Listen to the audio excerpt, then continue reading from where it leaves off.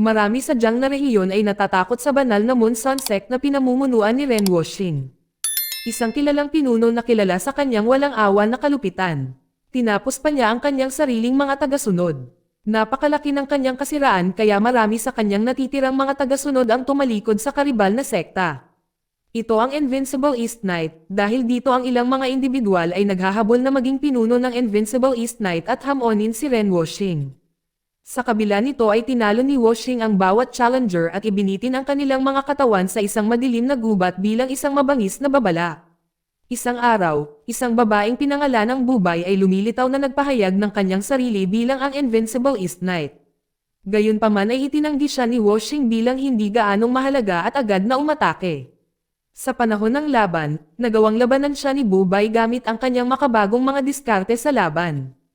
Pagkatapos ay nagpakawala siya ng sandamakmak na daan-daang karayom na tumagos sa kanyang katawan na nagpapahina kay Wuxing. Sa kanyang tagumpay ay ikinulong ni Bubay si Wuxing at kinuha ang kanyang pwesto bilang bagong pinuno ng sekta ng Holy Monson Sect. Sa ibang lugar isang miyembro ng Wuzhen Sect na nagngangalang Huchong ay nakikitang nag-e-enjoy sa pag-inom ng alak. Isang matandang lalaki ang lumapit sa kanya. Habang ang dalawa ay nag-uusap, nalaman nila na may nanghihimasok mula sa labas. Si Yuming ang anak ni Wuxing ay lumitaw kasama ang kanyang mga tagasunod na si Fang Huang. Ang kanilang presensya ay sinalubong ng puot ng mga disipulo ng Wuzhen na humahantong sa isang marahas na komprontasyon. Na nasaksihan ang kaguluhan hakbang si Huchong upang iligtas ang dalawang babae. Kahit hanggang sa harapin niya ang mga pinuno ng Wuzhen na si Leng Tan. Ngunit ang kanyang mga aksyon ay kinilala bilang pagtataksil. Kaya bilang resulta si Huchong ay dinala sa harap ng kanyang master na si Bokyun upang sagutin ang kanyang mga aksyon. Sa kalaunan ay ipinaliwanag ni Huchong na ang kanyang pakikipagkaibigan kay Yuming ay batay sa kanilang ibinahaging pag-ibig sa musika at walang kinalaman sa politika ng sekta. Nag-aatubili na pinatawad siya ni Bokyun ngunit mahigpit na binalaan siya na putulin ang relasyon niya kay Yuming at atakihin ang sinumang miyembro ng sekta ng demonyo sa lugar. Sa kabila ng pagtatanggi nito at walang pag-aalinlangan na si Huchong ay sundin ang utos. Sa hindi inaasahan ang kaibigan ni Huchong kasama ang anak ni Bokyun na babae na si Ling Shan ay nagrally sa kanyang pagtatanggol na nakikiusap sa kanilang guro para sa pagpapaumanhin. Gayunpaman ito ay lalo pang nagpagalit, at ang mga alagad ay bumunot ng kanilang mga espada na handang sumalakay. Sa isang tensyonado na sandali isang malakas na bug zone ng hangin ay biglang nag-alis ng sandata sa kanila. Isang pagpapakita ng maalamat na espada ni Feng Qingyang. Na nabunyag na ang isang bug zone ng hangin ay nagmula sa isang matanda na pinahintulutan kay Bokyun na parusahan si Huchong batay sa batas ng Wuzhen. Ang lahat ay nagulat, si Huchong ay humakbang na voluntaryong winasak ang panloob na enerhiya na ginugol niya sa loob ng 10 taon sa paglinang. Naganap na pinutol ang kanyang relasyon sa sekta. Pagkatapos ng insidente, nagpa siya ang matanda na tulungan si Huchong sa pamamagitan ng paglilipat ng kanyang panloob na enerhiya na katumbas ng 20 taon ng pagsasanay at kinuha siya bilang kanyang nag-iisang disipulo. Samantala sa ibang lugar, si Bubay ay nakaupo kasama ang kanyang master. Na handang gawin ang lahat para makabisado ang sunflower technique kahit na sumailalim sa pagkakastrat. Gayunpaman sa kabila ng kanyang matinding sakripisyo ay hindi siya makasulong sa ika-9 na yugto ng mastery. Bukod pa rito ang master ay may 12 disipulo, 11 sa kanila ay mga lalaki na nagtangka ding matuto ng sunflower technique, ngunit naabot lamang nila ang ika-4 o ika-5 yugto. At doon lamang ay napagtanto ng master na ang tanging makakaabot sa pinakamataas na antas na yugto ay si Bubay. Kaya nilayon niya kay Bubay na kontrolin ang buong Django. Ang eksena pagkatapos ay bumalik kay Huchong na ngayon ay nakatira kasama ang matandang si Qingyong sa tugatog ng isang bundok. Doon itinuro sa kanya ni Qingyong ang maalamat na dugo sword technique. Gayunpaman habang nagsasanay si Huchong ay maaari lamang makabisado ni Huchong ang 8 sword moves. Ang ika-9 na galaw ay maaari lamang makabisado kung maunawaan na niya ang kanyang sarili. Isang araw habang kumakain ang dalawa ay may nakita silang makamandag na alupihan. Ito ay agad na nagpaalala kay Huchong dahil nakilala niya ito bilang senyales ng pagdating ni Yuming at Fang Huang. Nang sa wakas ay nakarating ang dalawang babae sa tapat ng Redemption Cliff. Nalaman nilang ang tulay na karaniwan nilang ginagamit ay inalis, upang hindi makapasok ang sinuman mula sa labas ng Wuzhen. Para ipaalam ang kanilang presensya, si Yuming ay nagpatugtog na musika. Ngunit tumanggi si Hu Chong na makipagkita sa kanya. Nang makita ito, pinayuhan siya ni Ching Yong na sundin ni Hu Chong ang kanyang puso. Matapos ng pag-iisip nagpas siya si Hu Chong na makipagkita kay Yuming. Sa kanilang pagkikita, si Yuming at Feng Huang ay binigyan siya ng isang special na alak mula sa Holy Moon Sun Sect bilang tanda ng pasasalamat sa pagligtas sa kanila.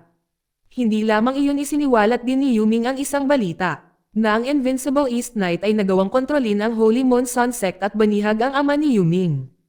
Ang mga aksyon ng mandirigma ay tiyak na haantong sa isang madugong labanan. Desperado na si Yuming ay nakiusap kay Hu Chong na tulungan siyang iligtas ang kanyang ama. Noong una ay tumanggi si Hu Chong dahil hindi na niya nais na masangkot sa sekta ng demonyo at gusto niyang mamuhay ng mapayapang buhay. Gayunpaman, sinabi ni Feng Huang sa kanya na ang 3 kilalang tao mula sa banal na sekta ng Moon Sun Sect na ngayon ay nakipag-alyansa sa Invincible East Knight. Nang marinig ito ay humakbang si Ching Yong at iniabot kay Hu Chong ang kanyang sariling espada. Ito ang paraan ni Ching Yong para himukin si Hu Chong na pumunta at hanapin ang kanyang sariling landas sa buhay, pagkatapos silang 3 ay umalis. Habang sa madilim na gubat na bangin, si Ling Shan at ang iba ay nasangkot sa isang laban sa 3 mandirigma mula sa Holy Moon Sun Sect. Si Wu Yuo, si Mute, at si Blind ay agad na naglunsad ng isang matinding pag-atake laban sa mga Wazan. Nang lumaki ang labanan ay dumating si Hu Chong at nagawang itulak si Wu Yuo pabalik ng malakas na puwersa. Pagkatapos ay inutusan niya si Ling Shan at ang iba pa na umatras habang siya, kasama si Yuming at si Feng Huang ay haharap sa 3 kakilakilabot na mga kalaban. Nagpapakita ng kanyang kasanayan sa espada na pinutol ni Hu Chong ang kamay ni Wu Yu. Habang si Feng Huang ay kinalaban si Blind. Sa kanilang gulat ay ibinalik ni Wu Yu ang kanyang naputol na kamay at si Blind ay nanatiling buhay kahit nawala na siyang puso. Pagkatapos ay nahayag na ang Invincible East Knight ay gumawa ng isang tableta gamit ang utak ng 3 bangkay upang maperpekto ang Sunflower Technique. Pinilit din ng Invincible East Knight ang kanyang mga tagasunod na ubusin ang mga tabletang ito na naging dahilan upang sila ay halos invincible na. Sa kabila ng nakakatakot na paghahayag na ito, si Hu Chong ay handang lumaban. Nakita niya ang kanilang kahinaan, na umaasang matatapos ang laban. Gamit ang kanyang sword technique para makabuo ng malakas na bagzo ng hangin. At pinilit niyang pina-atres ang 3 mandirigma. Pagkatapos ng insidente ito, hiniling ni Hu Chong kay Feng Huang na protektahan si Ling Shan at ang iba pa habang hahabulin niya ang 3 kalaban. Samantala sa tuktok ng talon ay humarap siya kay Bubay. Sa pagkakataong iyon biglang dumating si Hu Chong na sinusubukang protektahan si Bubay mula kay Wu Yuo. Gayunpaman hindi niya namamalayan na si Bubay ay isa sa Invincible East Knight. Si Bubay ay nagpanggap na inosente at palihim na sumenyas kay Wu Yu na atakihin siya. Habang papalapit ang pag-atake ay sadyang hinayaan niya ang sarili niyang mahulog sa ilog. Naagad namang sumugod si Hu Chong upang iligtas siya. Matapos ang sitwasyong mas mahinahon si Bubay na nag-alok kay Hu Chong ng isang espesyal na alak. Nalaman niyang ito ang pinakamasarap na natikman niya. Tinanong niya ang kanyang pangalan ngunit inaangkin ni Bubay na wala siyang pangalan. Bilang tugon binigyan siya ni Hu Chong ng pangalan na Xiaoyu.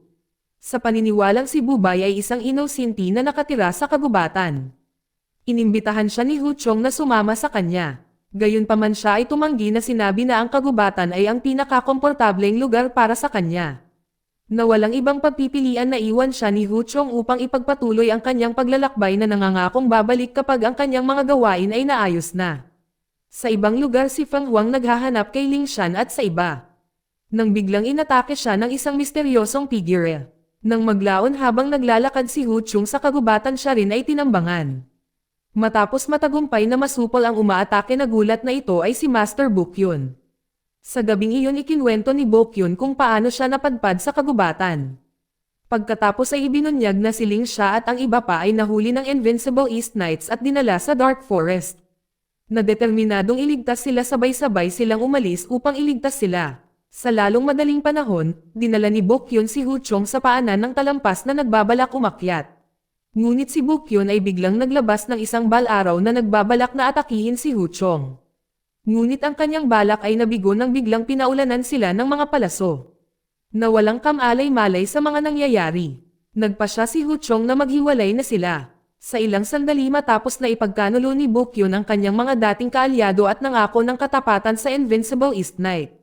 Sa kanyang pagkuha sa manual ng Sunflower inubos niya ang kasumpa-sumpa na pildores na ginawa mula sa utak ng 3 bangkay na lubos na nagpahusay sa kanyang lakas. Sa ilalim ng utos ni Bubay si Bukyon ay inutusan na hulihin ang 5 iba pang mga miyembro ng Wazen at lahat ng membro ng Five Sword Alliance. Nang gabing iyon ay pinasok ni Hu Chong ang Holy Moon Sun Sect upang palayain ang kanyang mga nahuli na kaibigan. Sa loob nakita ni Hu Chong si Bubay na nagpapanggap na nandoon para maghanap ng alak.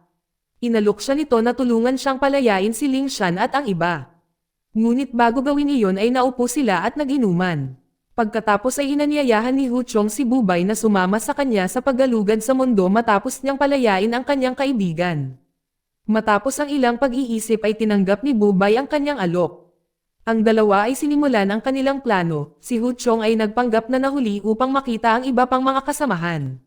Nang nasa loob na siya, si Ling Shan at ang kanyang kasama ay nagkunwaring inaatake si Hu Chong. Ilang sandali, ang kanilang kaguluhan ay nakakuha ng atensyon ng gwardya na nagudyok sa kanila na buksan ang selda upang mamagaitan. Mabilis na kumilos si Hu Chong at ang iba at sinamantala ang pagkakataon na talunin ang mga gwardya at makatakas. Nang sila ay aalis na, si Hu Chong ay biglang inatake ng isang misteryosong figure. Ang umatake ay si Ziyang na dumating kasama si Yuming upang iligtas si Ren Wuxing. Nang makita itong si Hu Chong ay mabilis na inutusan si Ziyang na akayin si Ling Shan at ang iba pa para makaalis. Habang si Wuxing ay nakakulong sa isang napakahigpit na silid kaya imposibleng makapasok sila. Upang makapasok muling nilinlang ni Hu Chong ang mga gwardya upang buksan ang pinto. Sa sandaling makapasok sila ay mabilis niyang pinabagsak ang mga ito. Sa sandaling iyon ay sinugod ni Yuming ang kanyang ama na nakagapos at sinaksak sa dibdib. Sa wakas ay napalaya si Wuxing dahil dito pinakawalan niya ang kanyang galit sa pamamagitan ng pagtapos sa mga kalaban kasama na dito si Wu Yuo, si Blind at si Mute. Sa kanyang paghihiganti na bahagyang natupad si Wuxing ay inanyayahan si Hu Chan na sumama sa kanya sa pagtalo sa pinuno ng Invincible East Night Sect. Inalok pa niya si Hu Chong ang kamay ng kanyang anak para pakasalan ni Hu Chong. Gayunpaman si Hu Chong ay tumanggi ng hindi interesado sa kapangyarihan at ginusto na bumalik sa Wazen Sect. Siya ay umalis at muling nakipagkita kay Ling Shan at sa iba pang mga disipulo. Nagdiriwang sila ng kanilang muling pagsasama. Noong gabing iyon habang ang lahat ay natutulog, si Hu Chong ay umalis upang makipagkita kay Dubai. Nang dumaan siya sa isang pamilihan ay natanong niya si Bukyun na pumasok sa isang maliit na kubo. Sa curious na sinundan niya at natuklasang nasa misyon si Bukyun na patayin ang 4 sa mga dating kaalyado niya mula sa 5 Mountain Sword Alliance. Dahil dito ay hinarap siya ni Hu Chong, sa sandaling ito sinabi ni Bukyun na wala siyang ibang pagpipilian. Pagkatapos sa isang sandali ng pagkagambala ay sinamantala ni Bukyun at sinaksak si Hu Chong sa puso at nawalan siya ng malay. Gayunpaman sa sandaling iyon ay lumitaw si Bubay at mabilis na pinugutan ng ulo si Bukyun. Maya-maya si Hu Chong ay nagising sa isang bahay kung saan si Bubay ay nag-aalaga sa kanya. Sa sandaling siya ay nanambalik ang buong kamalayan ipinaalala niya sa kanya na siya ay dumating upang tuparin ang kanyang bagong pangako. Nagsama sila buong gabi na magkahawak kamay. Sa umaga, natuklasan ni Bubay ang isang biglaang sugat sa kanyang mukha. Nang walang sabi-sabing nagpasya siyang umalis ng tahimik bago pa man magising si Hu Chong. Nang malaman ni Hu Chong na wala na siya, nagpasya siyang bumalik sa iba pang taga-Wazen. Sa kanyang paglalakbay, si Hu Chong ay nakasalubong ang isang pulutong na nakayuko bilang paggalang sa harap ng pinuno ng Invincible East Night Sect. Kahit na si Bubay ay nakasuot ng maskara, nakilala agad siya ni Hu Chong. Dahil dito ay napagtanto niya na ang babae na kanyang minahal ay ang pinuno ng demonyo ng Invincible East Night Sect. Samantala si Fang Hong na nahuli ay dinala kay Bubay. Sa harap ng lahat, tinusok ni Bubay ng karayom at sinulid ang leeg ni Fang Hong bago ininom ang kanyang dugo. Halos agad na gumaling ang sugat sa mukha ni Bubay. Nang maglaon ay hinarap ni Bubay si Hu Chong, ngunit noon pa man ay nalaman na nito ang katotohanan. Sinabi niya sa kanya na bakit niya itinago ang kanyang pagkakakilanlan sa simula. Pagkatapos na bumalik si Hu Chong sa Wazen at nakita niya ang lugar na nilalamon ng apoy kasama ang mga disipulo na brutal na minasaker. Buti na lang nakaligtas si Ling Shan, ngunit nabulag ang magkabilang mata niya. Ipinahayag niya sa kanya na ang may gawa ng massacre ay walang iba kundi ang pinuno ng Invincible East Night Sect. Dahil sa mga nangyari nagpasya si Hu Chong na makipagtulungan kay Wuxing upang talunin si Bubay. Pagkatapos ay pumunta sila na magkasama patungo sa lugar ng kalaban at handa para sa labanan. Mamaya si Woshing at ang Holy Moon Sun Sect ay nagsagupaan sa mga puwersa ng Invincible East Night Sect.